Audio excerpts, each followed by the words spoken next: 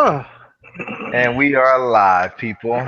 Welcome to the OGL number 35, I think. We're getting on up there. But anyway, this may actually be the new start time for the viewers out there.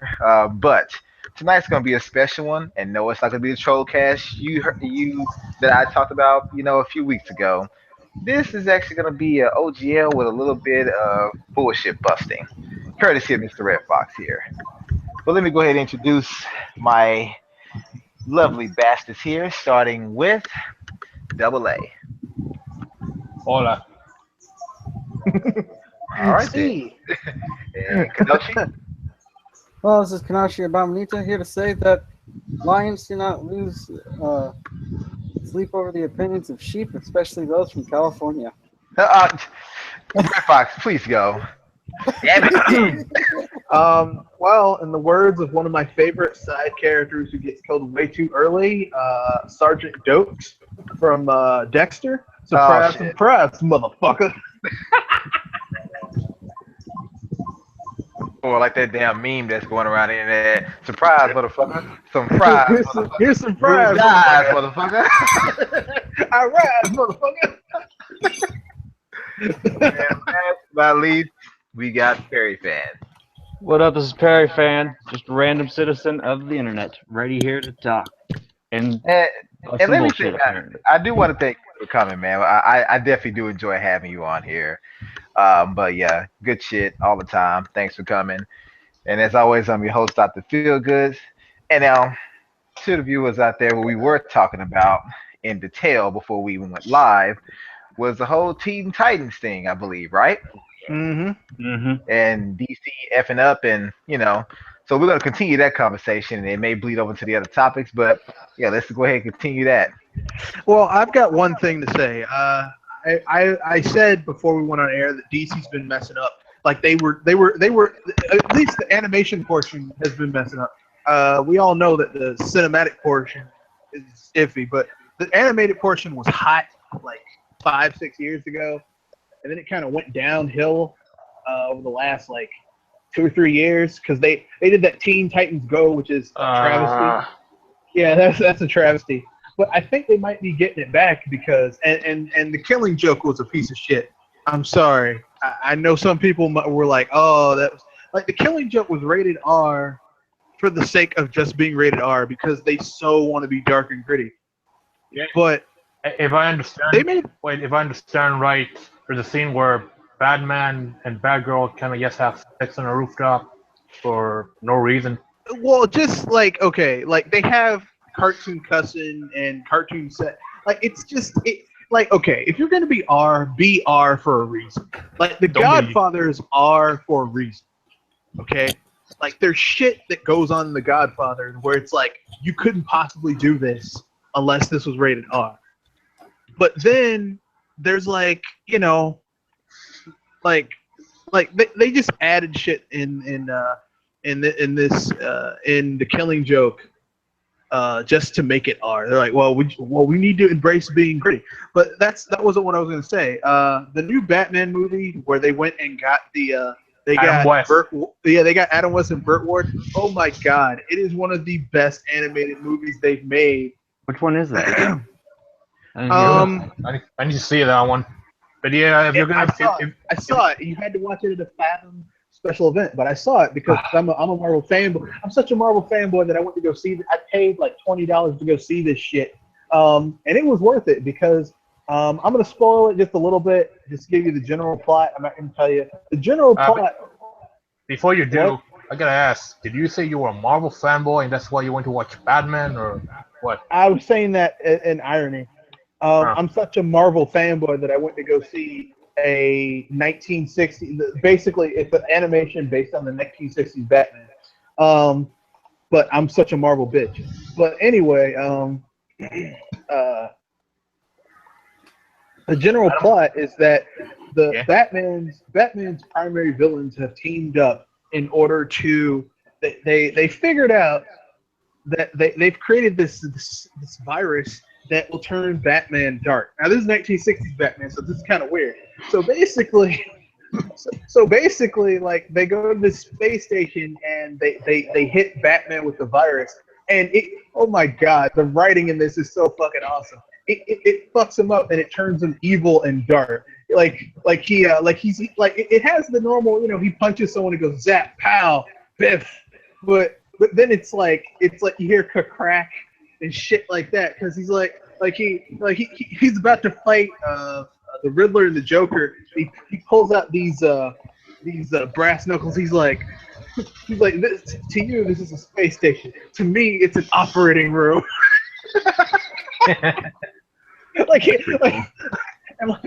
He gets all dark and gritty. He's like, you want to get nuts? Let's get nuts. The whole thing is just shitting on the current version. Now is this Adam West being Dark Batman? It's Adam. Oh my god, Adam West and Burt Ward. It is so fucking awesome, and it shits on. I mean, clearly the people who did this loved the product. They knew the source material, and they weren't gonna fuck it up just to make some asshole happy.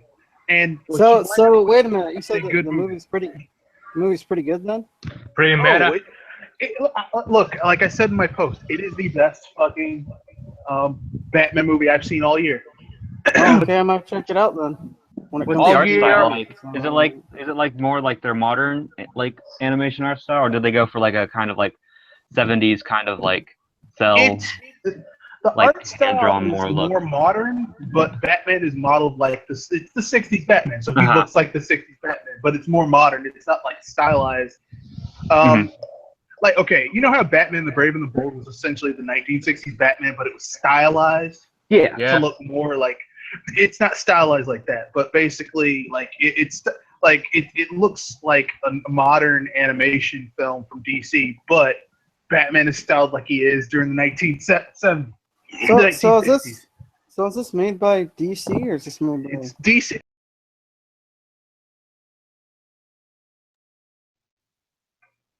What?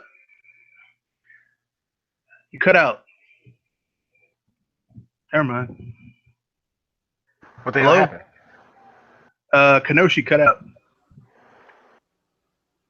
Kenoshi, you there? Can you hear me?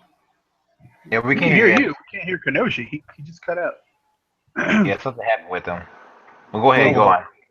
But yeah, it's. I mean, literally, it's one of the best fucking. I'm gonna keep it real. As someone who went to go see Batman Begins and Dark Knight Returns. Yeah, we can hear you now. Oh yeah, I was just saying that you got. I remember you complaining about the fact that they were making a Killing Joke movie, so I'd figure you'd seen it or didn't like it or something. So. No, I saw the Killing Joke and I thought it was going to be good because DC animation has been so good, and the Killing Joke was terrible. It was a piece of shit on a plate, and I was like trying to figure out why it was so bad. And then I realized it's because they forced it to be rated R. Oh, okay. Like if you remember, okay, those of us who are old enough to have grown up with Batman the animated series, a lot of those episodes and even Batman Beyond were basically, if you were to compare them, you could have made some of those R rated if you wanted to. Yeah. They had a lot of subtext. They got away with they had a lot of subtext. Like, okay, there was one where Poison Ivy used her genetic material to create these clone plant people that transformed into monsters. And when Batman starts killing them, she's like, no, these are my babies. Now, the subtext that's not implicitly implied is that these are literally her kids. So Batman's been killing her kids. That's kind of fucked up. Or the one where how about the one where Harley Quinn and Poison Ivy, shack up together, and it's pretty much been stated that they had a lesbian relationship. Yeah, but I mean, I don't consider that to be particularly negative. I think her relationship with the Joker is more of a shocking thing because that's an abusive relationship. So what? Mentally and physically. So I'm kind of confused because I'm also doing some other stuff at the same time. So, what film are you talking about that you thought was the best Batman movie you've seen this year? The one where Adam West and the other guy returned. Yeah, it was like Here, let me look it up. I just saw this film last week, and I'm still like, here, let me see. Batman. Let's see, Batman animated film. Return of the Cape Crusaders. Yep, Return of the Cape Crusader. It's really fucking good. I might check it out when it comes out. It's really, really good. It's on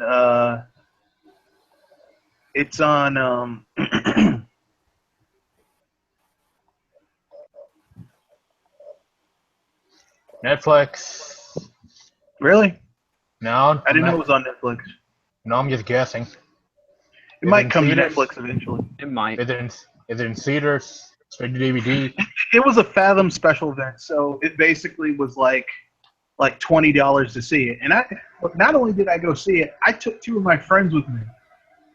Okay? Both of them women, both of them huge DC fans, both of them relatively large Batman fans. And they enjoyed it. They said, they agreed with me. I was like, this is the best Batman movie I've seen all year long. Or a film that has Batman in it.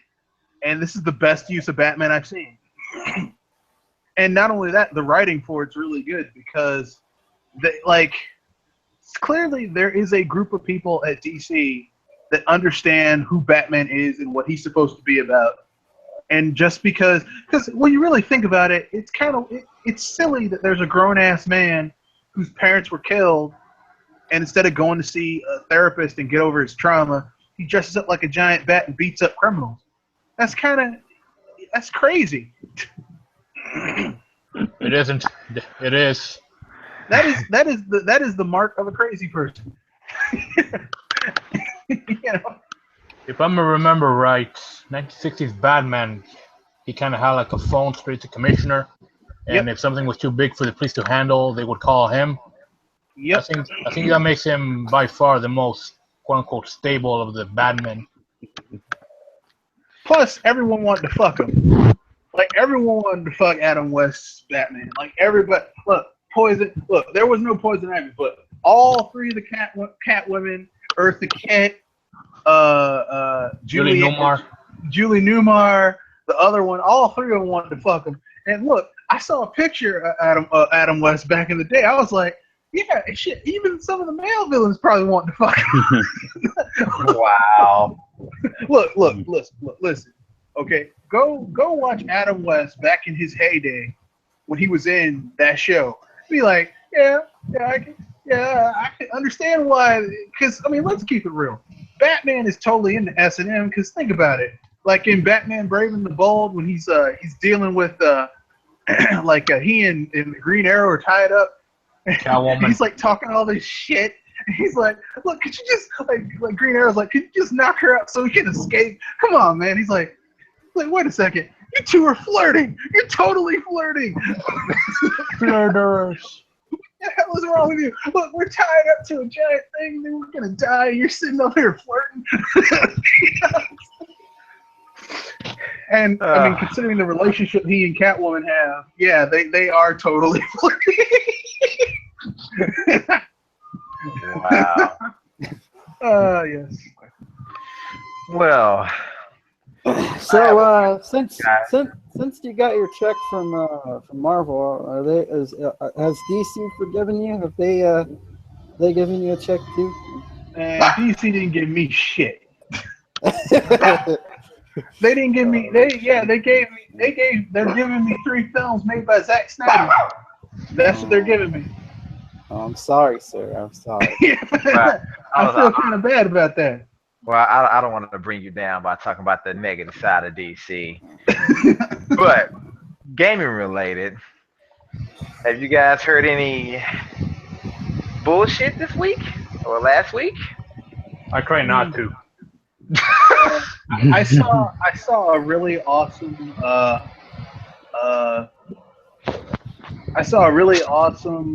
rant from Terminator Tunes that was actually really fucking cool. Oh, that's on my feed. I haven't watched it yet.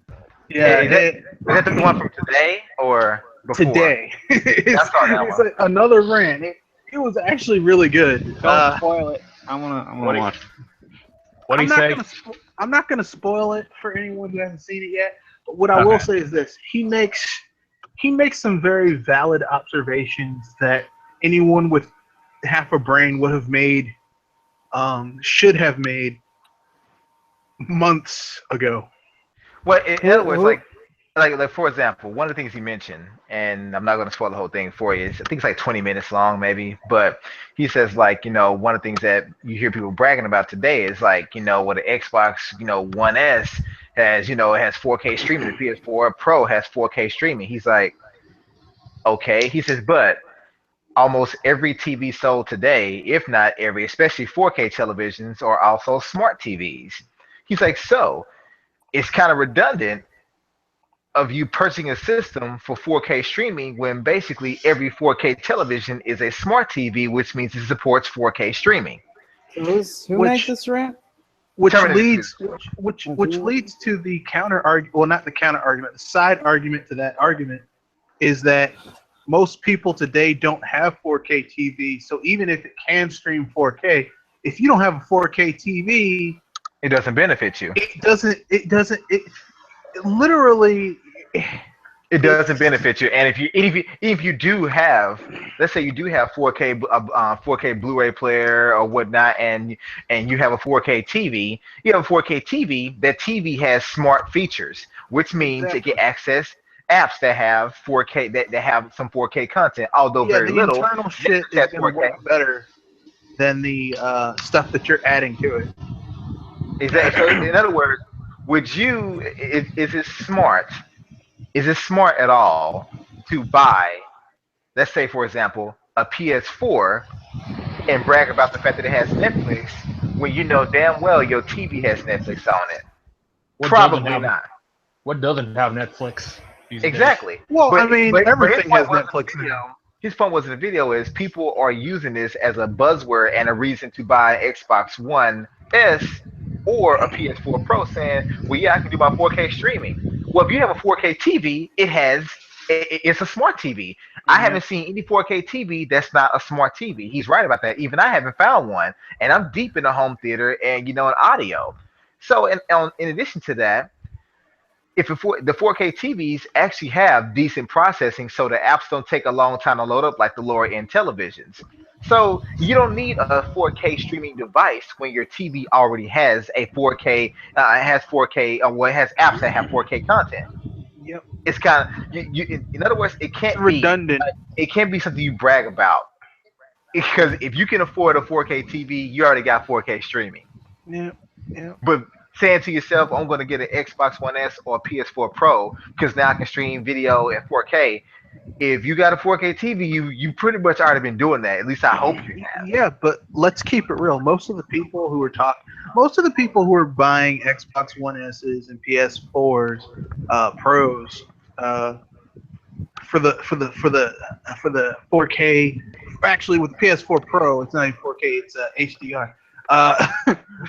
For the higher resolution capabilities, these people don't even fucking have a higher resolution TV, whether it be 2K or 4K. And let me just say this as a side note.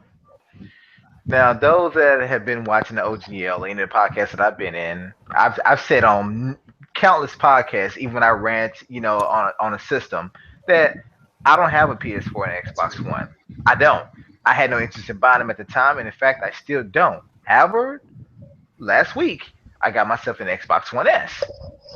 Now, that doesn't mean that before, when I was talking shit, I know what I was talking about, because I did. I could have bought it at launch. I could have bought it at any time. I just chose not to.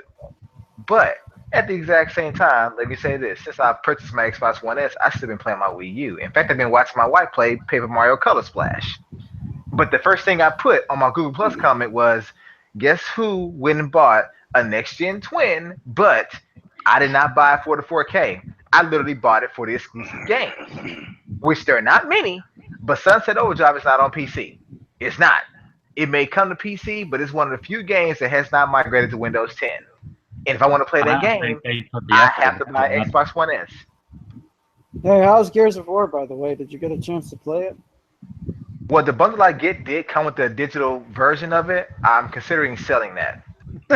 And don't get me wrong, I like Gears of War. I just don't like digital. I don't like digital games. Like digital, I know when you buy physical, it has to still install it from the disc. I Yeah, just prefer to have the damn disc. same I here. played. Well, did you? Like, You I could went you to could have a giveaway.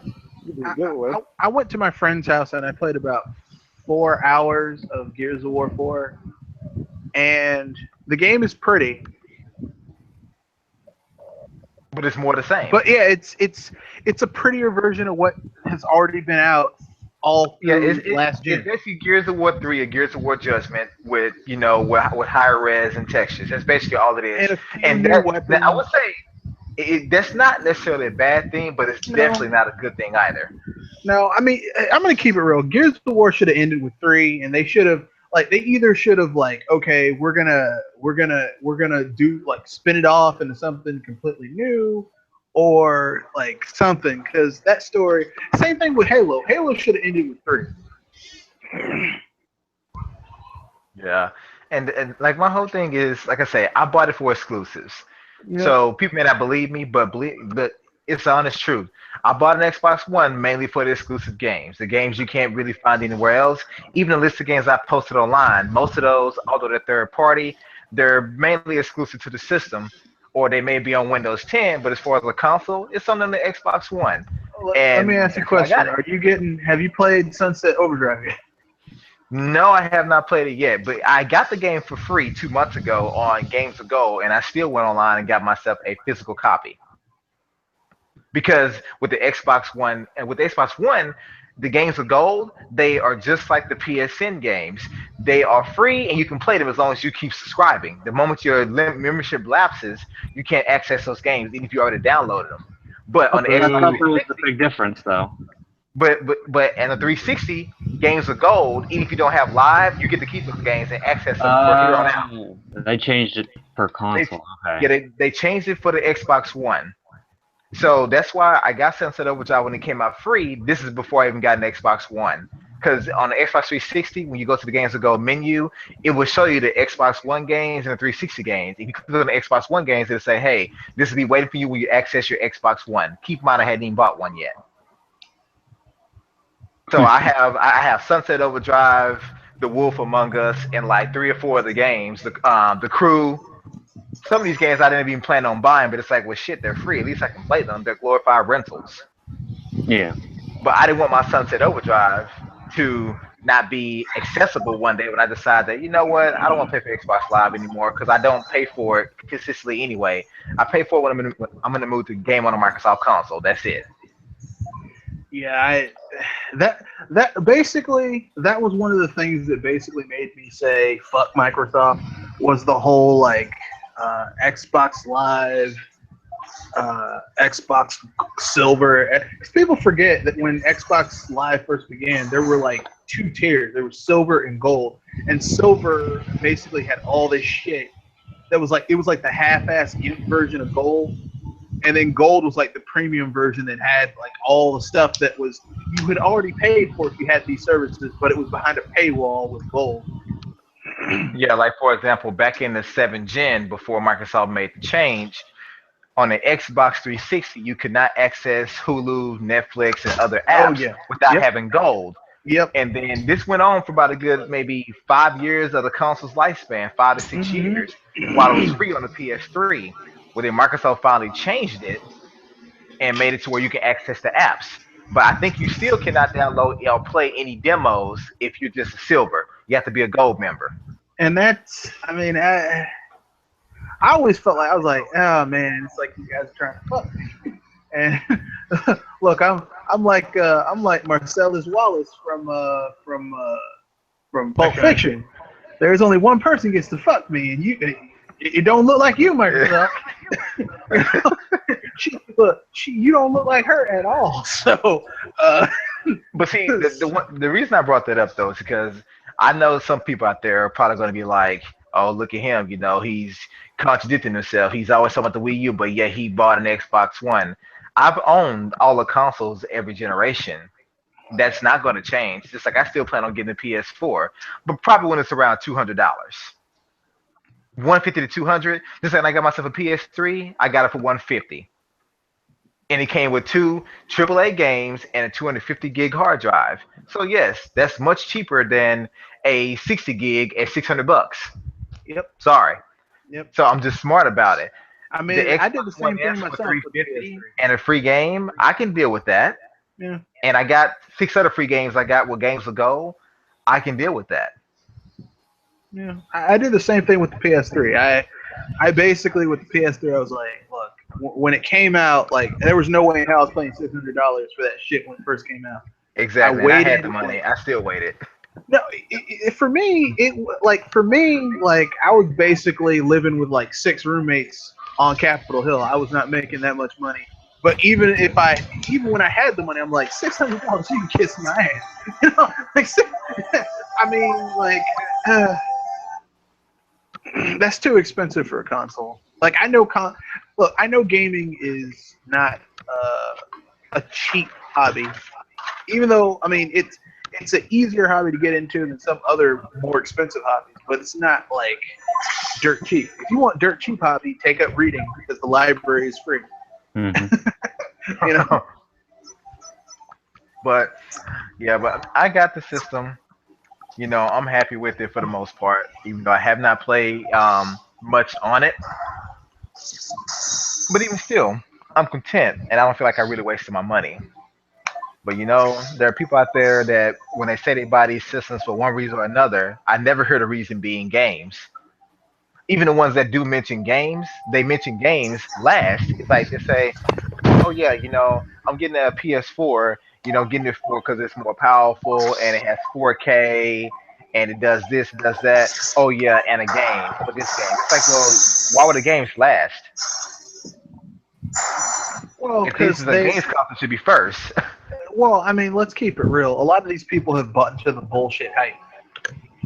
I mean, let's just they don't care about the games. And let's keep it real. I mean, statistically, just from surveys, if you have a PS4, you probably didn't buy the shit for games in the first place.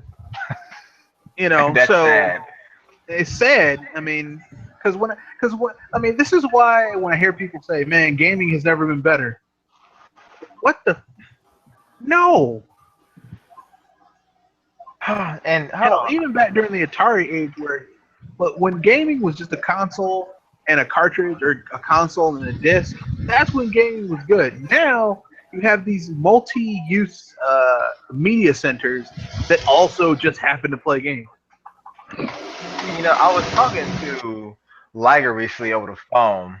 I actually called him to check because I know he's where he lives at. That he could have actually been affected by, I think it was Hurricane Matthew. So I was like, let me just check on him. And we talked for a while. And I remember him telling me that he mentioned the same thing you did. How some people are saying, "Oh, gaming is better than it has ever been before." He's like, "Do you know how many studios are closed since like the 7th gen or something like that?" I think he said like 110 studios. Oh yeah. Well, I mean, Over 100 studios have closed. Game development studios. I've heard from a certain YouTuber that at a certain last year, no, earlier this year, gaming is just fine. These companies, the industry is just fine. I'm like, then why are all these studios either closing down or losing like 75, 85% of their staff, and the people that are left are working on much smaller scale games? When you downgrade shit like that, it's not fine. Nope. Not at all. But hey, that's not the sign. As a business owner, if okay, I have 3 locations. If I close 2 of my locations and in the one location that I have left, I fire 30% of the staff. I don't have a huge staff, but I fire 30% of the staff. The average person is going to look at it and say something's wrong. True. And as a business owner, if I had to sell off one of the major divisions of my company, if I work for that company, I would be a little concerned if I wasn't the owner of it. Hell, if I'm the owner and I had to do that, I'd be like, shit. If you have to sell off businesses, sell off branches, sell off buildings, if you're taking billions of dollars in losses, if you have to change your business plan, if you have to change your base business plan so much that it's like a complete reversal of what you've been doing, there's something wrong. That's not healthy. Gentlemen, I think you're forgetting the gaming world is a bizarre world where everything's the opposite. So Oh, yeah. So 109 companies going down the toilet. That's a sign of flourishing industries. Everything is fine. A company that's doing well is actually on the verge of dying. Yeah. And they need to make all their products exactly like the other two that happen to be losing tons and tons of money. Which, that seems kind of, that's like me as a business owner.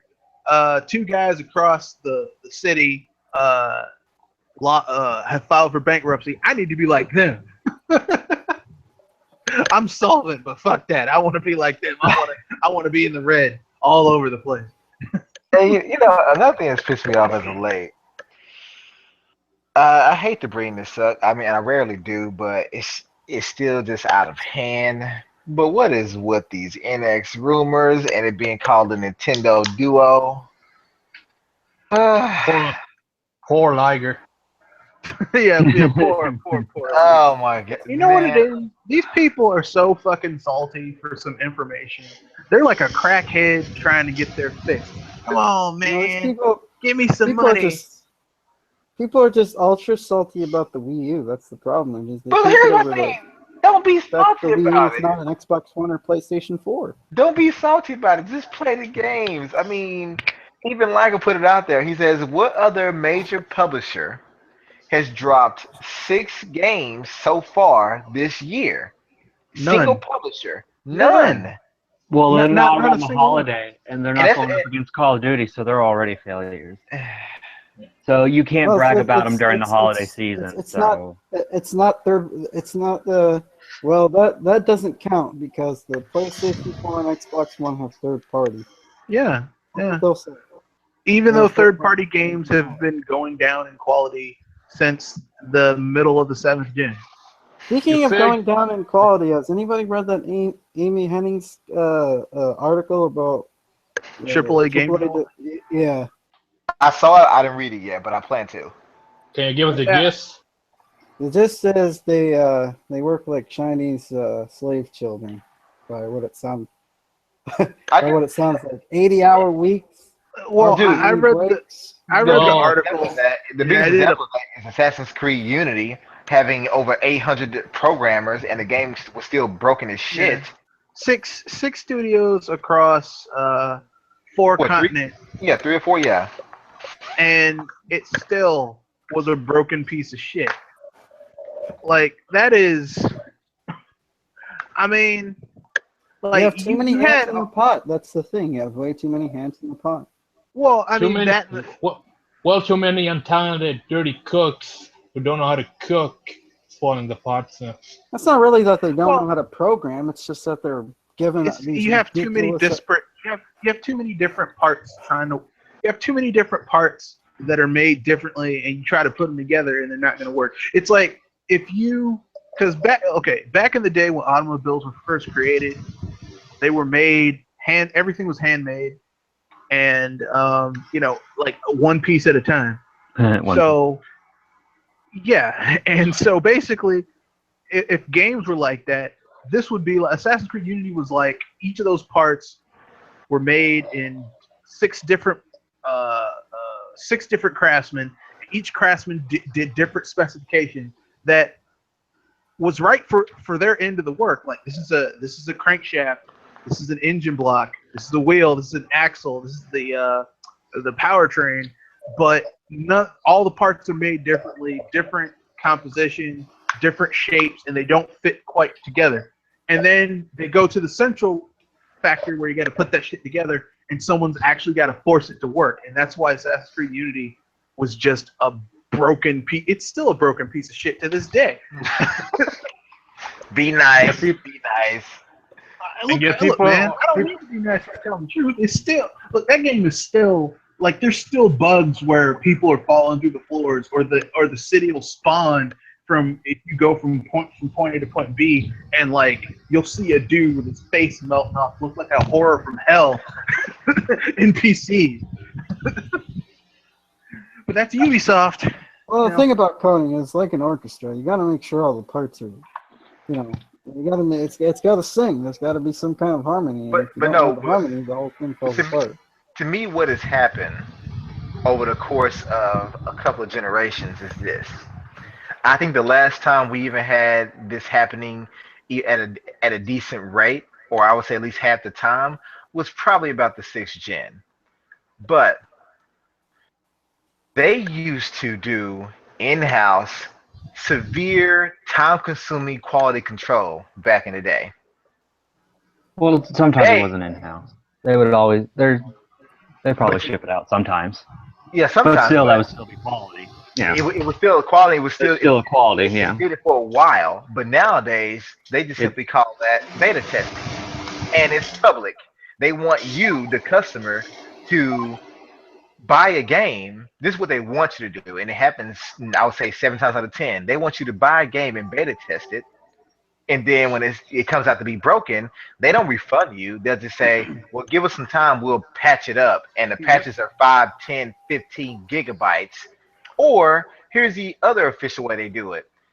A game is set to release in November, they release a beta test in March. They do an alpha in January and a beta in March or April. And then they release the game. But the problem is the portion that they're testing in the alphas and the beta, you're not testing a large group of people. You're only testing some. You're not testing the server load or anything in the game. So they may be able to look at a few things, not the whole thing. And usually a alpha or beta only contains a small portion, maybe 1 or 2 maps if it's a shooter. But what about the campaign portion? You have for that it's not professional testers who don't know exactly what they're looking for, and it's probably fans going, "Hey, this is amazing! I love it. There's no problems whatsoever," even though there might be, and they don't look at it critically. Well, exactly. I'm gonna shatter some people's illusions a little bit. When I was in college, we were our college was right down the street. Our university. Our university was right down the street from an ITT that taught video game design. So we'd go down there and they'd pay us like $25, $50 to test their games.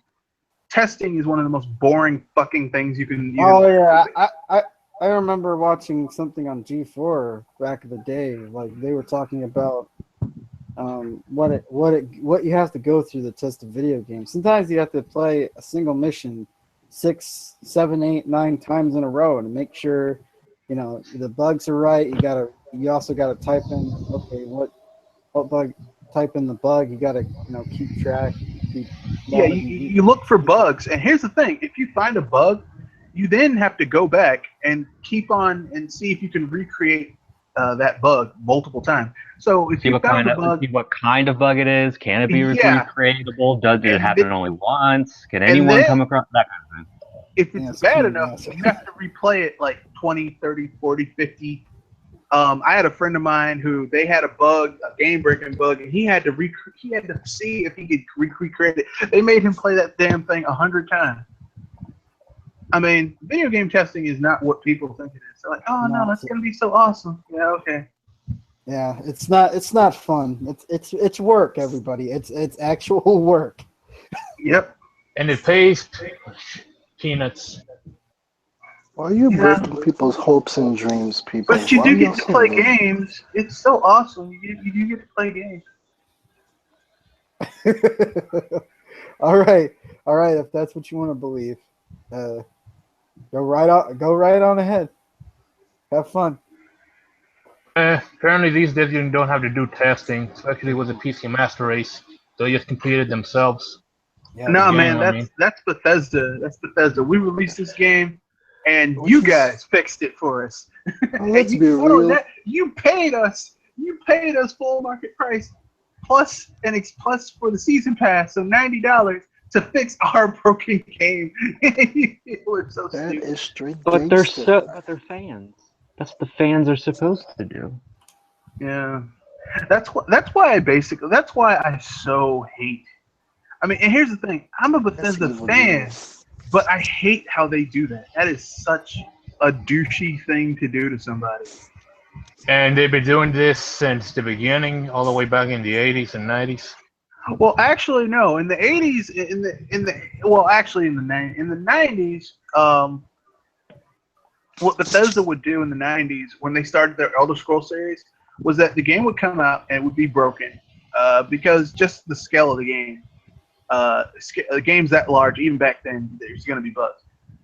But what they would do is that they would re-release it down the line. They would patch it because even back then you kind of you would send them the thing and they would send you a disc that had the stuff, and then they'd re-release it maybe a year, 2 years down the line, like the Game of the Year edition or the Century edition or the Gold edition, and it would come with a floppy, like a 3-inch floppy that had all the data, all of the patches to fix the game. So you'd install the game and then you install the You can't patches. say floppy. These kids don't understand what that is. Oh, well, see, I'm dating myself. I'm telling people how old I am. But yeah. That's the thing you hit to save your file on Word, right? Well, I mean, if you had a really shitty PC that didn't have a big hard drive, or at least big enough to hold your saves, then yeah, you'd have to use a 3-inch floppy. But no, I'm on the cusp where in computer lab back in elementary and part of middle school, you had to go out and buy a floppy and put your name on it because that's where you'd save like your work. And then oh God, no, we didn't. Yeah, I went to private school. Our computers, the computers no, I in went our to private computer lab school were too. old Macs. We Or didn't have- Apple IIs. We had old. We had those big ass floppies for those pieces No, of we shit. had Mavis what we had. can teach us typing. Yeah, those 7-inch floppies? Those things were massive. Yeah. Yeah, and then we had like one PC in our school, and when I was in elementary school, that was actually really fucking powerful. I don't know what it was, but it basically was the gaming PC of its time. And I'd play Prince of Persia and Adventure Quest and King's Quest, and Space Quest, and Space Ace, and Elder Scrolls. I would play Elder Scrolls on that PC. Elder Scrolls 1 and 2, and they were actually pretty good games at the time, but they were broken even back then. Like, for some reason, they just really love making broken ass games. I don't know why. I don't think they do enough beta testing, or at least they let their fans beta test their damn games for them, which sucks. That's evil genius. Are you upset? You just mad you didn't come up with that yourself? No, okay, as someone who owns a business, I think that's fucked up. Because, I mean, could you imagine if you did that? Like, okay, I serve food in my establishment and drinks. If you went to a restaurant or a bar and you ordered a beer and you're like, this beer isn't completely fermented. It's got shit floating on top of it, and it's not alcoholic. Oh, well, come back in 5 weeks. We'll put it back in the barrel. It'll be fine, and it'll be ready. Like, no other business can get away with selling you an incomplete product except for video games. Yeah, that's... You got a steak, and it's half cooked. The steak is half cooked. Could you fix this? Some people like. Some people say that's perfect. Yeah, some people like to hear the cow moo as they're eating it. No, but then it makes you sick, and you're in the bathroom hitting about Montezuma's Revenge, and and they're like, oh no, see, look, listen, we just need to work out the kinks. Don't use me as your test audience, okay? Oh snap, that's see-through. Sorry, let me mute that.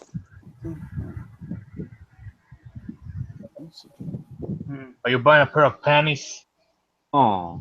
That is a horrible thing to say to another human being. That's not cool, dude. Not cool at all.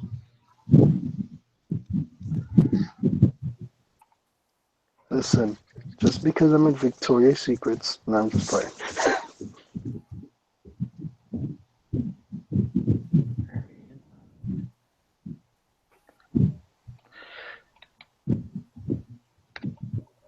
All right, man. So what about that? What about that AAA slavery that they have going on over there? How so? How people are getting screwed over? Or? Yeah, people are. I mean, look, AAA is dying. Even Sony is making less and less AAA games. Microsoft is putting less money into certain titles. Like, I remember when Microsoft had so many exclusives, it was ridiculous. They would just buy exclusives. Halo started as a bought exclusive. And now, I mean, you can count Microsoft's exclusives on one hand. Excluding timed exclusives, you've got Sunset Overdrive. Blinks the time, chat. No, I'm talking about for the Xbox One. No, I know, I'm just messing. Sunset Overdrive. You've got Halo. You've got Gears of War, but that's also on PC, so I'm gonna discount that one. So you've got Halo, Sunset Overdrive. Record's on PC too, so that's true. Discount that. Can't do Quantum Break. Yeah. So, I mean, I'm still. Wait. Rare Replay. I was like, you got Banjo-Kazooie, Banjo-Tooie. Rare Replay. So those games, a lot of those games, you can get on other systems. It's re-releases of shit. The glory that is the ZX Spectrum games they have. Like I said, a lot of those games you can get on old shit because I have a ZX. But okay, if you have Donkey Kong 64, you have Jetpack in that game. Yes, you do. And you have to beat Jetpack to beat that game. Yep, and you have to play it multiple times. Twice. You got to beat that twice, and you got to beat the original Donkey Kong twice to beat the game. Well, even look at the list of games that I put, which was not a complete list, but those are some games I'm looking for. Even some of those, most of them are actually also on PC, like Dead Rising 3. That's on PC. Yeah, I discounted also on PC because the way these consoles are built now, that's another console. It's not PC. This is actually a very interesting thing. I was in GameStop the other day, and on their TV things they have, there was what's his face, Game Awards guy. Jeff Keighley. Yeah, he was interviewing one of the guys from Gears of War. They said their thing and whatnot. He said it's coming exclusively to Xbox One and PC, and then it's starting to fade, and the rep's like, Microsoft Windows 10. Because I just found that funny for as a marketing reason, because they've been very careful to not say just PC, because it is specifically for their platform of their choice, which is the Microsoft Windows 10, of course. So I just found it very funny. I'm friends with a college student who is very broke and still a gamer, and she pirates shit. And I can tell you right now, there are workarounds so that you can play all these games on any PC you want. Okay. I'm just saying, from a marketing standpoint, it's just very interesting that when you watch it's not just, you can't just say PC. It is they're very specific to say Microsoft Windows 10. Yeah. Because they're trying to still hold that kind of this game is still slightly exclusive to Microsoft. It's only on Windows. It's only on Microsoft platforms. It's only on Windows platforms, Windows 10 platforms. And I'm like, so the Xbox One is using a modified version of Windows 10, which, as someone who has Windows 10, it's not as bad as Vista, but I definitely prefer 7 over 10. God. What's worse, 8 or 10? 8. Definitely 8. Vista, 8 and Vista are pretty damn terrible. 10 is a little bit behind 8. Well, you could always become a Mac user. You know that OS X. No. But here's the thing: I grew up on Windows, so I know the different shortcuts, and it's familiar to me. Same. But wants to transfer over.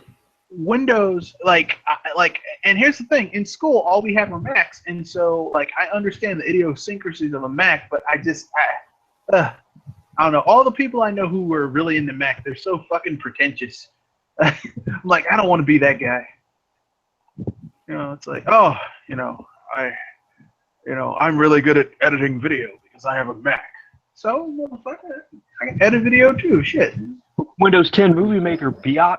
The thing about Macs is you really can't do anything with them. You just, like, I remember trying to download emulators and do a bunch of weird things with Mac, and it's just the best way I describe the difference is so many more what type of work you want to do. If you want to be a businessman, get Windows. If you want to be a creative person, get Mac. Yep. Like that's okay. Let me put it this way. The base software that comes with these computers, these PCs, and yes, I know Mac users. It's not a PC. Yes, a Mac is a PC. It's a personal computer.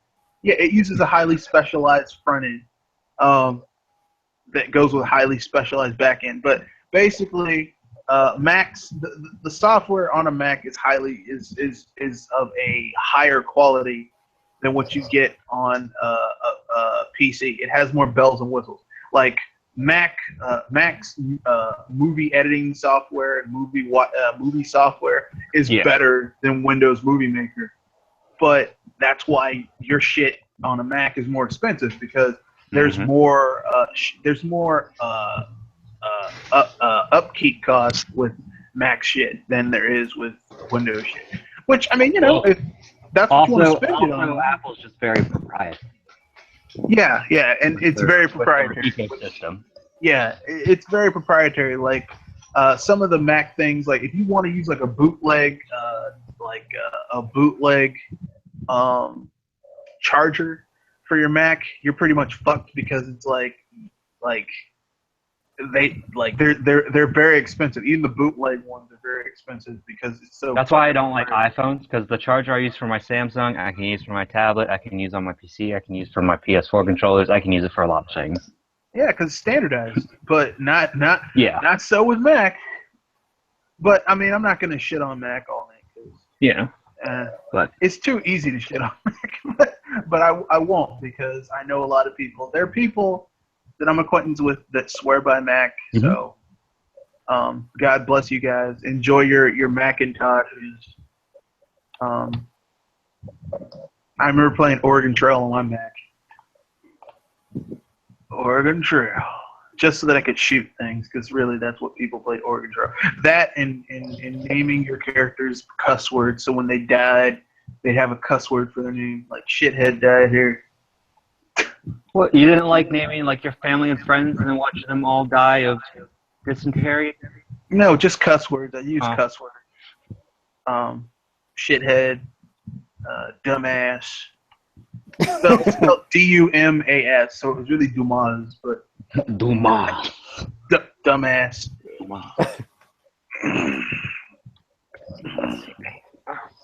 I remember this commercial from when I was younger where they had this guy go for a job interview at this place called Dumas and Dumas, but he didn't know how to pronounce it, so he said, he's talking to this guy, he's really getting into it, he's like, I can be a total asset to hear it, dumbass and dumbass, and he's like, I have new ideas, we can forge dumbass and dumbass into a bigger and better company.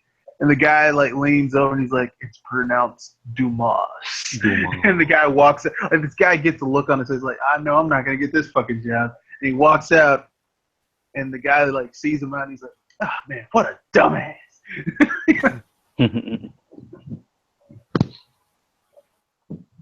That had nothing to do with anything. It was just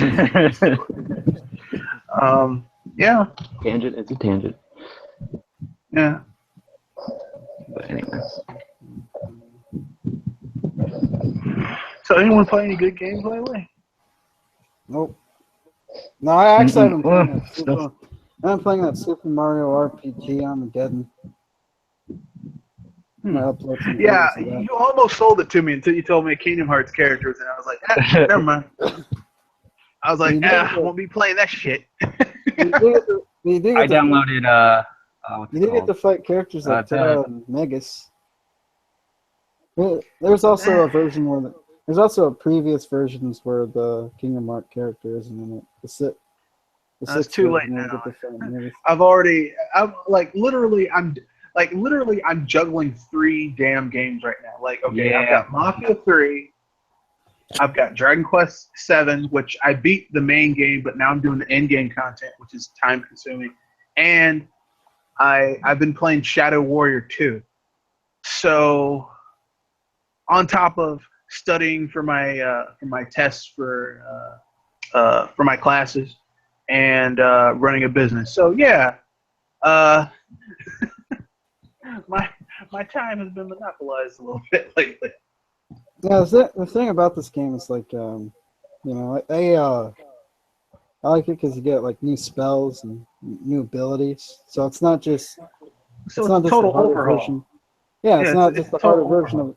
Yeah, it's not just the harder version of the original, but it's actually there's some remixes. Like Mario gets like there's this ability called the Galaxy Orb. He has different elemental orbs like fire, lightning, galaxy, and then the creator, the hacker, also switched up some of Mallow's and Gino's abilities. Like Mallow, I think knows snow, which I don't think he uses in the original. Did he use snow? He had an ability that was kind of like snow. Or he creates a snowman. Yeah. Yeah, he had that in the last game, but he got it like way later in the game. Like it was useless by the time he got it. Yeah, there's just a lot of neat things like in the after the mines, you instead of going into the trolley where you finish you fight the yellow and black Axum Rangers, like they block you from. So you have 2 boss fights. You have Punchinello, and then you have to fight the yellow and black Axum Rangers. So, it's a total world conversion. Yeah. Yeah, I mean, I like total world conversions when they're done well. Yeah. So I can't get mad, I just don't want no Kaizo Mario shit. Yeah, that's understandable. Some of the weird stuff I've seen, like some of the tricks in the Kaizo Mario stuff, look pretty cool, but it's not something I would play. I'll just play Mario. Yeah, Kaizo Mario can just Kaizo Mario can eat shit and die as far as I'm concerned. Yeah.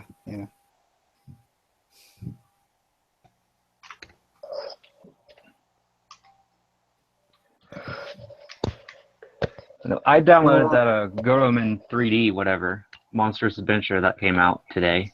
I haven't gotten to play much of it. I literally just started it. It's cute. It's very cute. Reminds me of like a early GameCube game. Oh, it was on the PSP, so. Yeah. What do you guys think of Monster Hunter Stories? I kind of like the art style. I like the art style. I just don't know a thing about Monster Hunter. I know there's monsters, there's hunters, and monsters hunt hunters. I like that cartoony art style. It almost makes me want to get it, but I don't really want to play a Monster Hunter game. Well, it's not set up like a Monster Hunter game. That's the thing. Yeah. It's an RPG. Yeah. Or a turn-based RPG. Because Monster Hunter is still an RPG. It's just that's right. It is a turn-based RPG. I might actually check that out now. Yeah. Yep. Yeah. This is the first Monster Hunter game that I'm actually thinking about getting because it is an RPG. Like the thing that turned me off the Monster Hunter is that basically it has me have like a almost PTSD flashback about how I spent thousands of hours playing Phantasy Star Online on the GameCube and the Dreamcast. Like going to areas, killing monsters to get a drop so that I could take it back, transform it, like craft a new weapon. I mean, like I can't play that fucking game again. So you went to hell twice, huh? Basically, yeah. Like people are like, man, hell, man, that's how you describe it. People are like, man, you need to play Monster Hunter, but that's all you do in Monster Hunter. You go out, fight shit, pick up, find to get bits and pieces, take it back and craft something better to make yourself stronger so you can go out and kill bigger, better stuff so that they'll get better drops. Like, that's all it is. It's a never-ending cycle. And that is the very addictive gameplay cycle of Monster Hunter to some people. But I've already done that with Phantasy Star Online. I can't do it again. I'm not doing that shit again. I refuse to do that again. Although I can respect that type of game and I do like Monster Hunter, my thing is the story in Monster Hunter. It's not really much there. It really is just a repetitive kind of, hunter / level yourself up, and it's like I need something. It is one of those games that benefits a lot from online, from what I hear. To me, I need more motivation to just get strong and strong. I need like a really deep or entertaining story. I need something to motivate me to be like, hey, go out here and find some more drops to make an ultimate weapon, and not just because you have some unnecessary monster in the game. Like it has to be a purpose to it. Just like some games, for example, like they give you like a secret dungeon that has like these crazy, insanely strong beasts that are 10 times more powerful than the campaign's monsters. It's like, but what's the point of beating that thing? What do I get for it? Just the achievement of that I beat it?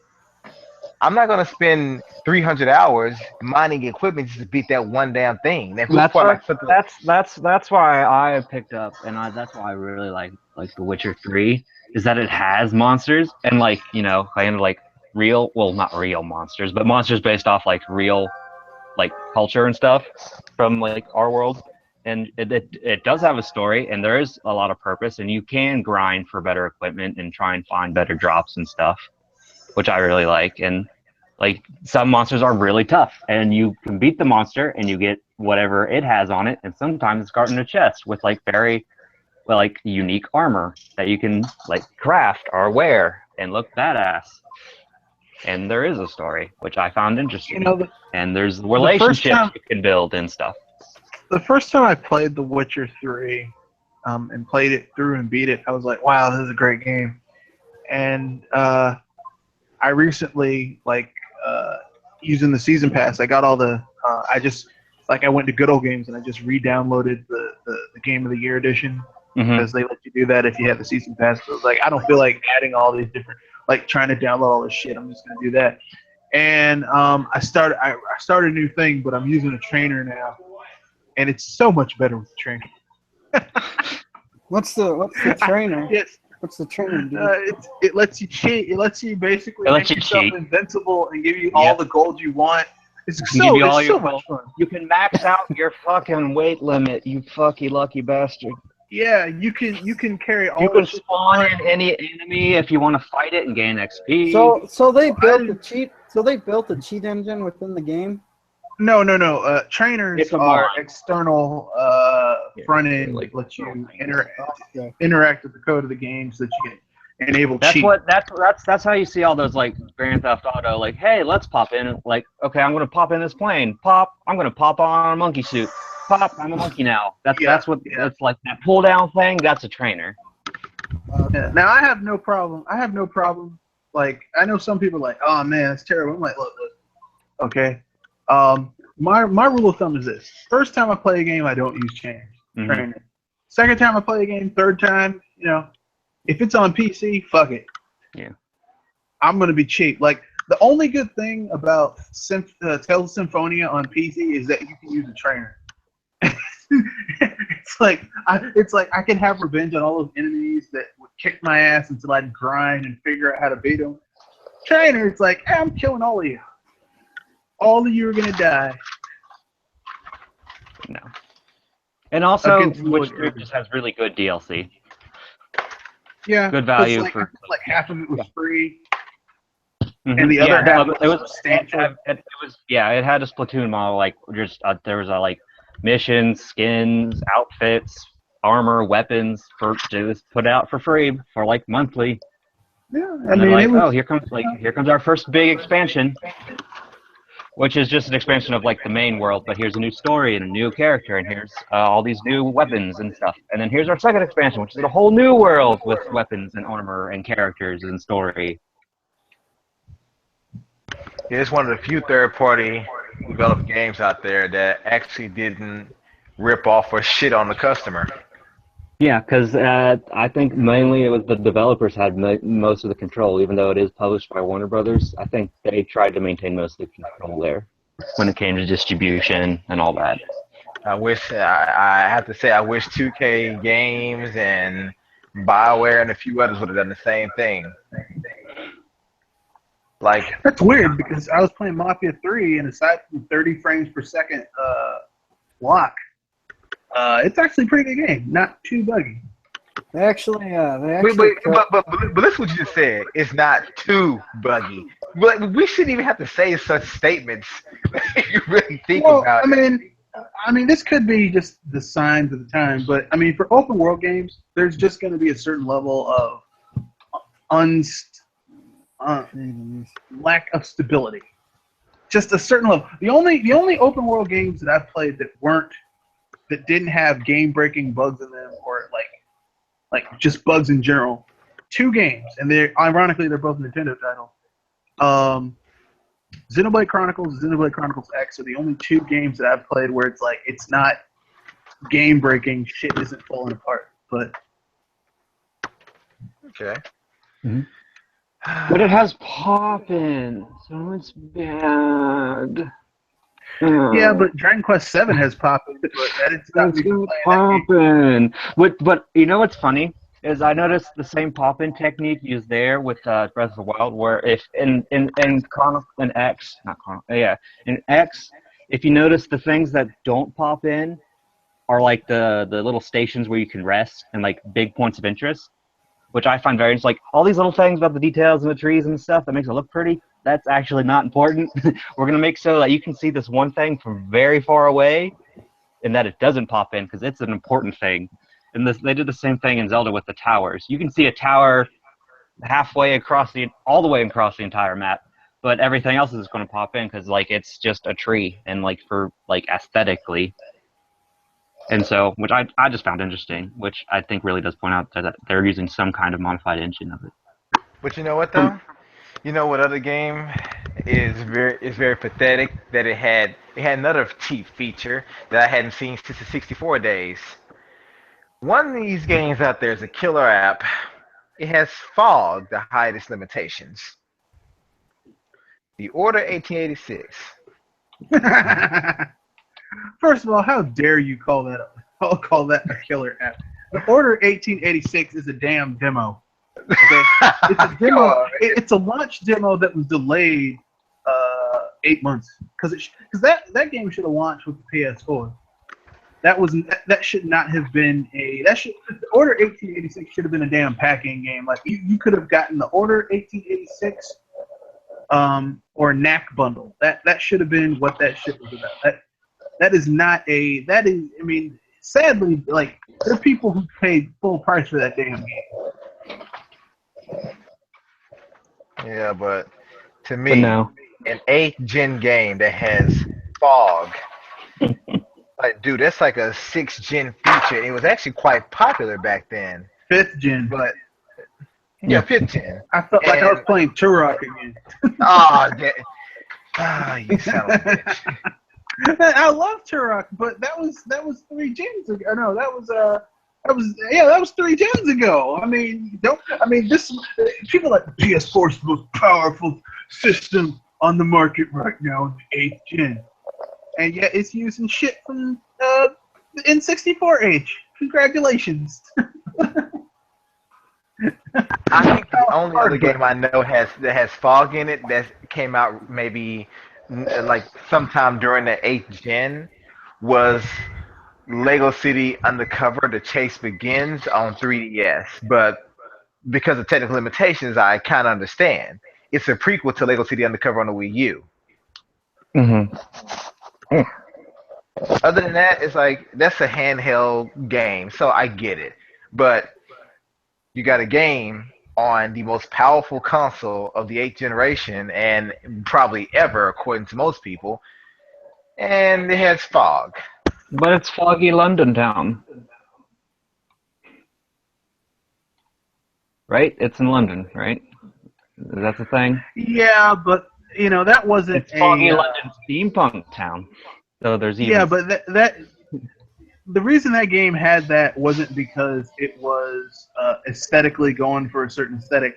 It was using that because it couldn't, like, they didn't know how to utilize the hardware well. So they were like, we'll figure something out. I mean, we'll do something with it. What the hell? Oh my gosh. Hey, this is a random tidbit here, but my wife's currently, she's right now playing Color Splash, Mm-hmm. and she got to this Toad Shuffle game where it's like 5 identical toads. They have a key, and you have to find this. You have to find which one has the key, or well, you have to guess which one has the key because you need it to move on. And no matter how you guess, no matter how closely you watch, you can't figure out which one it is. You're always wrong. Huh? Yeah, you gotta color. Yeah, I know. But she just figured it out. She's like, That's you know cute. what? She said, I'm sick of Nintendo's bullshit. Like, it, it was one of those things that's stressful when you figure it out. It's like, really? That's cute. So that's For you, Paper Mario. That sounds like a point and click adventure solution. For you Paper Mario fans, how do you guys feel about Sticker Star? Because I've heard people just Never played it. angry, just depressed. People shit on it. And A few anguish people about defend this it. game. Why isn't this a traditional Paper Mario game? This game at the top of your line. Well, I mean, I'm gonna keep it real.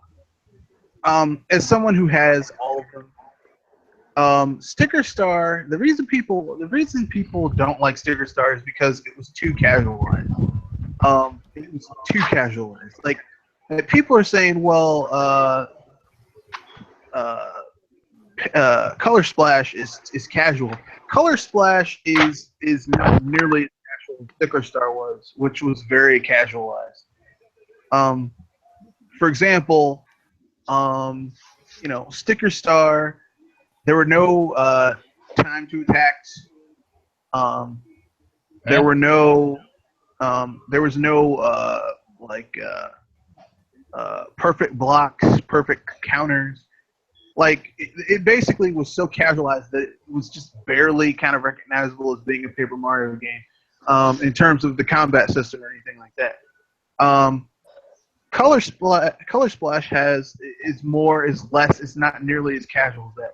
Is it as much of a hardcore RPG as Thousand Year Door or the first Paper Mario game? No, but I mean, it's not nearly as stripped down as Sticker Star was. But you have to remember, Sticker Star was on a handheld, and they were marketing that game towards a more casual crowd. So hardcore fans were not happy about that. But if you were just getting into it, it wasn't that bad. I mean, the story was interesting. Although I'm kind of pissed that they went back to having Bowser as the primary villain. I think Paper Mario was better when it had different villains and more Bowser. Yeah. I wouldn't say it was casualized. I think most people had a beef because the story was bare minimum. So you didn't get experience points from the battles. Yeah, but that's the definition of casualized. And the game, it was more like a point and click game where you had to stick in the right stickers. But if you choose the wrong sticker, you used it up, and then you had to travel back to where you found it. And then make it into a sticker game. But, I mean, okay, there was no EXP system, so that kind of casualized it. Because, remember, before then, you had experience. You'd level up, gain new skills and abilities, shit like that. You didn't really have equipment to worry about. You just fucking, you found stickers. Like, all your attacks were stickers. It was kind of like,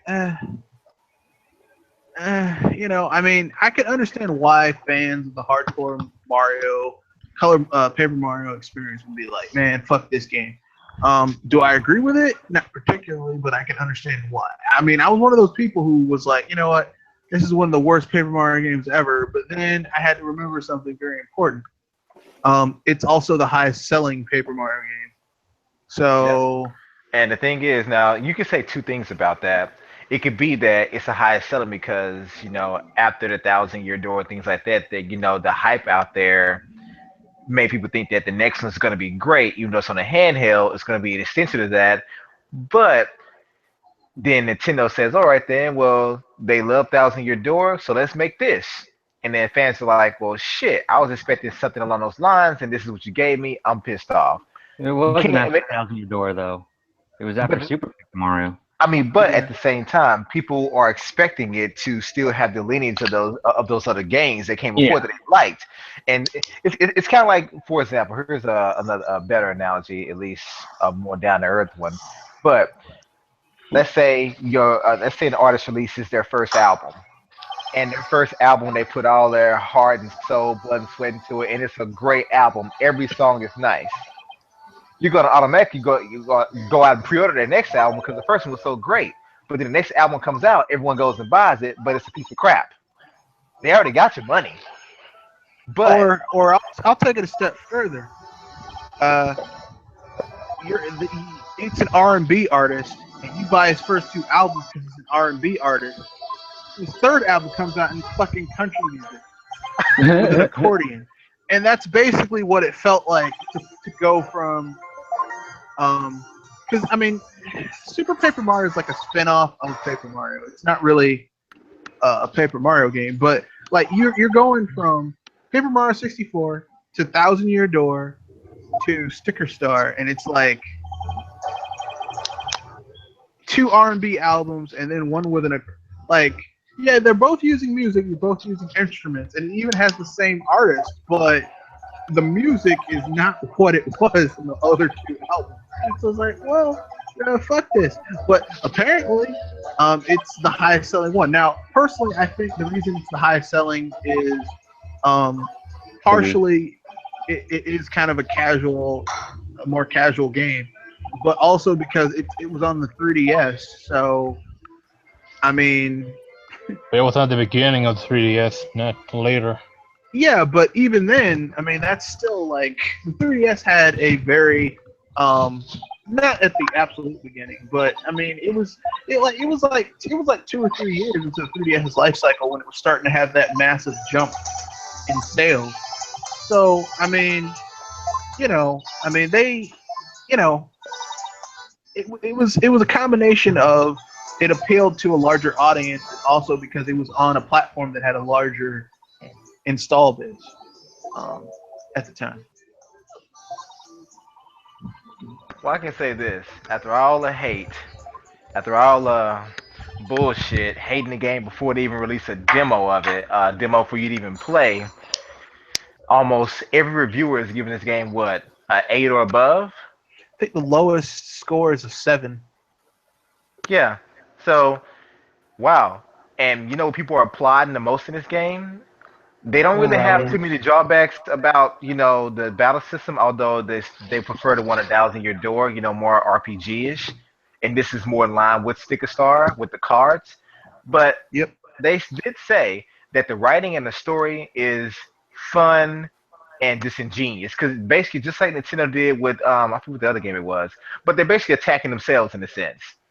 They're basically making fun of even themselves in a way. And that's the best thing about it. Even watching the few dialogue scenes I've seen while my wife was playing, it's funny as hell. Like one of the toads, you have to rescue him out of a tree, and he's like butt ass naked.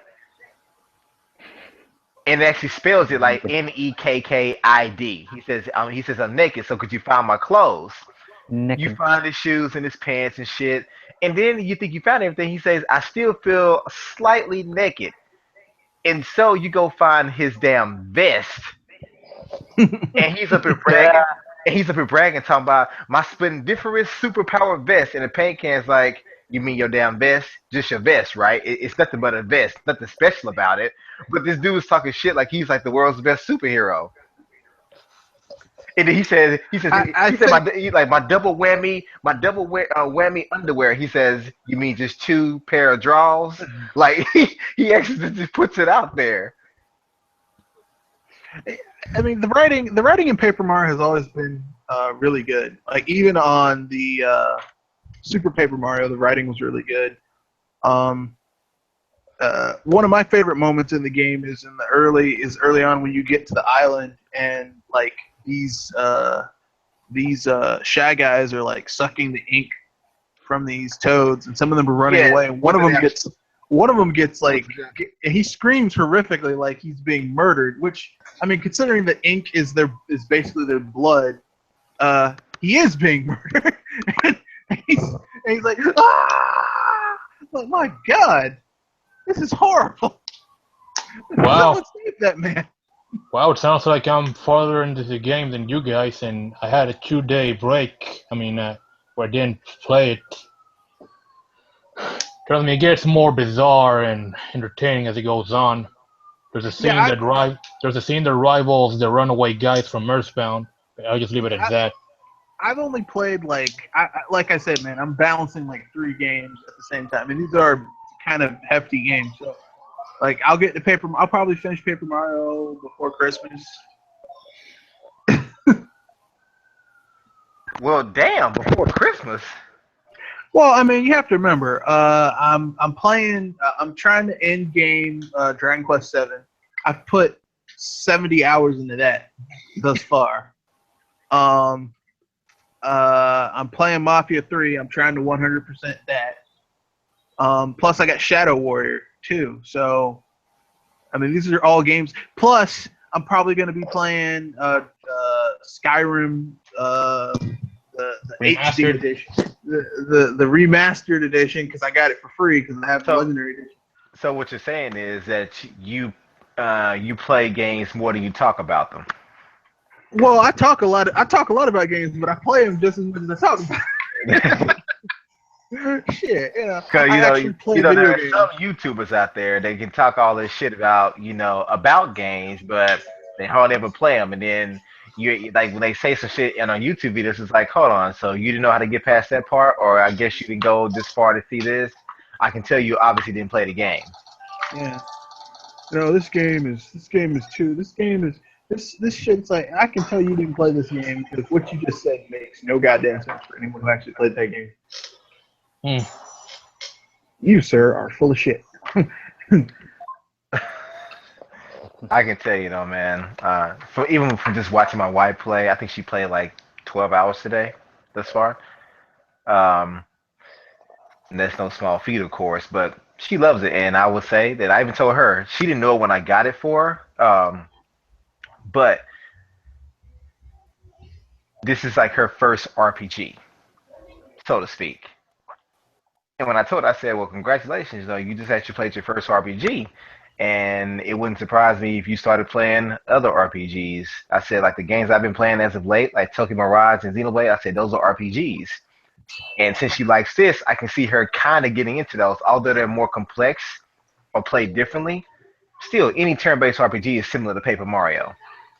Yeah, I mean, it's like Paper Mario is a gateway drug. And I'm okay with that. Some people don't like that. Like, oh, you bastard. Gateway drug my ass. But I mean, I like the gateway drugginess of Paper Mario. I like that it basically appeals to a wider audience. I like that shit. I'm not one of those people who thinks every game needs to be like a last iteration version or whatever. No. Every game needs to be the same. And you know who I'm talking about? The people that every game needs to be. Like every game, every system, they need to be exactly like each other. Like the Xbox needs to be like the PlayStation needs to be like the Xbox. Like everything needs to be the same. That is unrealistic. I agree, man. I agree. And like I said, I plan on getting the PS4.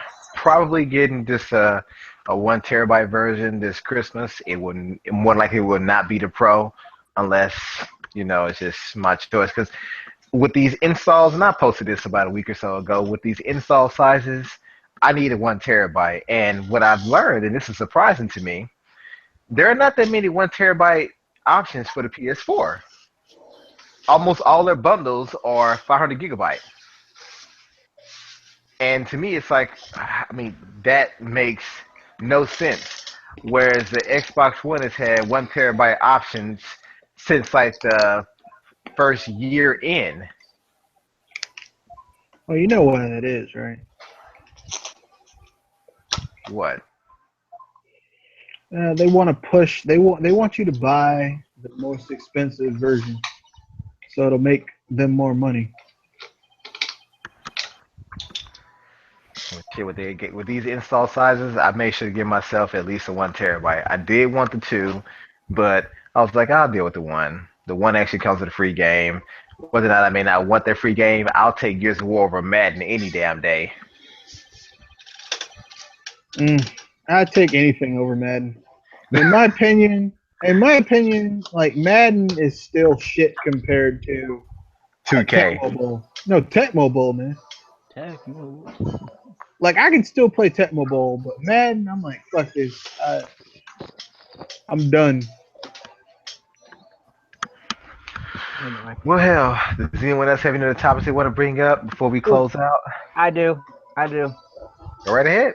I have a fun little game I came up with that we can play real quick before we sign out. I came up with it when the evolution for the starters for the Pokemon came out a week ago, and I was curious, and curiosity kills the cat, and so I went to 3 different YouTube videos of the same trailer, and I looked on the comments just to see if they differed in any way. And so I thought it would be fun if we played a little matching game called, what did I call it? Chromoside Chronicles? No, Comment Conundrum, where I'm going to read a comment from a YouTube comment, and you're going to match it to what video, like which site or which YouTube posted it on on the Pokemon Mid-Evolution trailer video. And the 3 sites or the 3 channels that from the video that I picked are from Pokemon's main channel where they posted the video, Game Explains, and IGN's. Oh shit! Ew. This is gonna be interesting. And I'm gonna read a comment, and I picked 3 comments from each video, and you're gonna try and match them to whoever's video it's from. All right, let's go. Ready? Okay. Wait. Does anybody have any whiskey or something?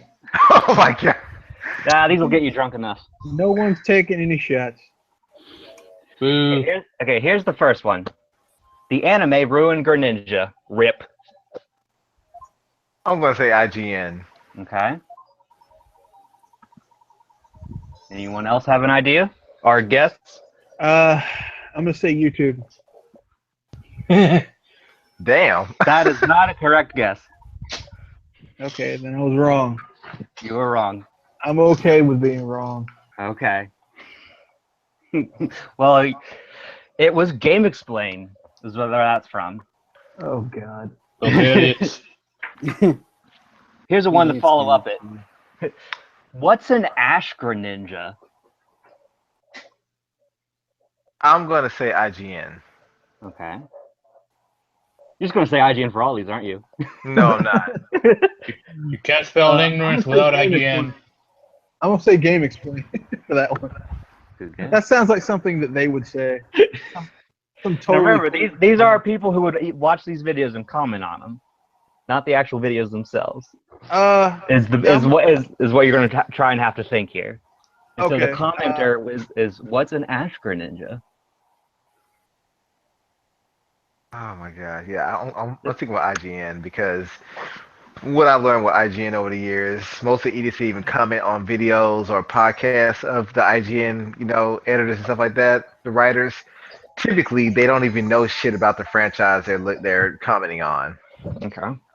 Well, this one is a curveball, and this comment was found under the Pokemon's official YouTube channel. You're shitting me. Nope. That is some bullshit Dude, right there. You are shitting me. The official YouTube channel of Pokemon? I don't know if it was a troll comment, but what's an Ash Greninja? Dude, that's like going to the Call of Duty website and saying what's a perk? AK? Like, seriously? Oh my gosh. But okay, here's the next one. This one might be easy. I'd rather buy Call of Duty Infinite Warfare than pick Poplio. That's definitely IGN. That is definitely IGN. Dude, what the shit? some bullshit, man. Here's the next comment. They show too much of the game before its release. Game explain. Good Yeah, shit. it's gotta be Game Explain. Nope. Under the official Pokemon channel. You know, I could see that, but I didn't think they were Yeah. really bitch about that. Yeah. I mean, it's a Pokemon channel, so I mean, you Yeah. should.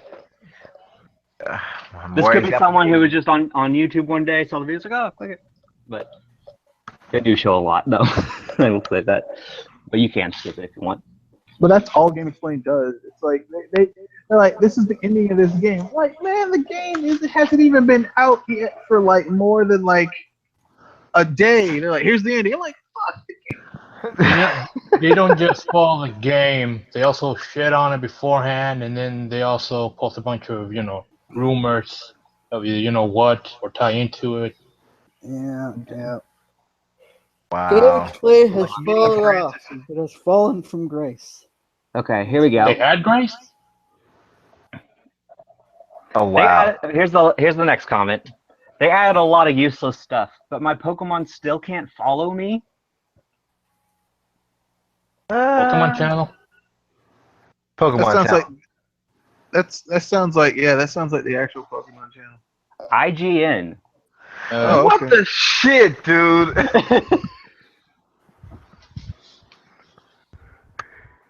This Okay. is where you gotta. This is why you gotta get shit faced before you play this game. Yep. You gotta stoop to their level. Here's one. Here's a positive one. I love Brion so much.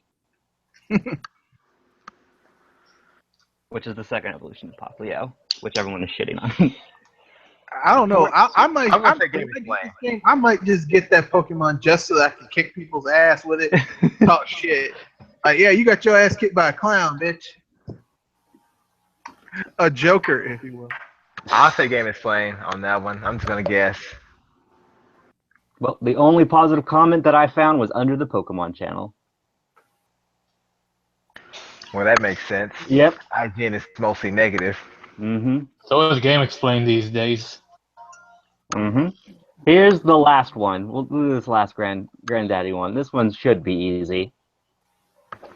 So bad. Enjoy, kids with low standards. IGN? Game Explain. You got 50-50 shot on this one. That's IGN, obviously.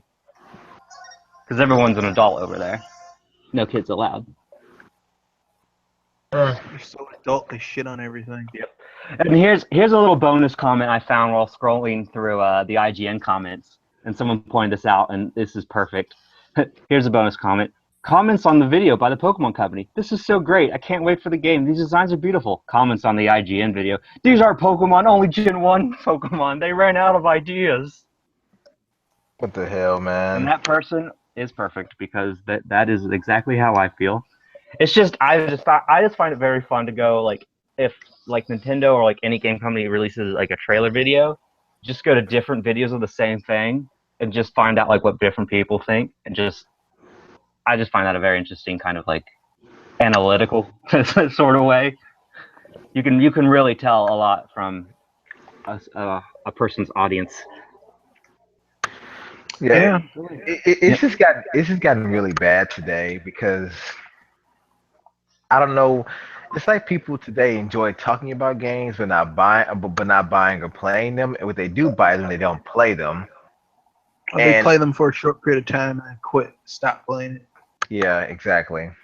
And I can remember times when people would beat games repeatedly because they would try the game on easy or normal, and then they try the game on hard or very hard, or they try to unlock a character that must be unlocked by playing the game on a hardest difficulty setting or something. But nowadays, if a person dies once, the game is too hard. They either stop playing the game or they go trade it in for something else. I won't go on a rant on that thing. That could be an hour and a half by itself. We'll go ahead and end it here, and I think Liger's starting his off-air cast soon. I may be showing up for that as well. But go ahead and give your sign off, starting with Double A. I got one. Just move on. All right, and Red Fox. This is Mr. Red Fox, who will definitely be kicking people's ass online in Pokemon Sun and Moon with Pop Leo, because I'm gonna name him Joker just so that I can kick people's ass with the Joker. All right, and Perry. What is this Perry fan? Nothing really to whore out. Just a common citizen of the internet. I do have, since if other common citizens of the internet are out there looking for something, I do have a couple recommendations. And one was, since we were talking about game testing and stuff, and like we all are all fans of No More Heroes, they're Super Best Friends Play. They're a Let's Play channel, and they did a Let's Play of No More Heroes 1. Their like main guy did it, and he did testing on the Wii version, and he plays through the PS3 version because that's all he had at the moment. And it's a very good Let's Play. He goes through like all the secrets in town and just like history of it and his beef with Ubisoft and how they didn't market the thing. And it's a very good Let's Play. He's very funny. He's very passionate about the game, which you don't see in a lot of Let's Players in general these days. And then another video is called Games Brain channel on YouTube. He does Hyrule Warriors, like little quick looks of like characters, goes through each move and stuff like that. And he has a very, very good review of Hyrule Warriors Legends for the 3DS.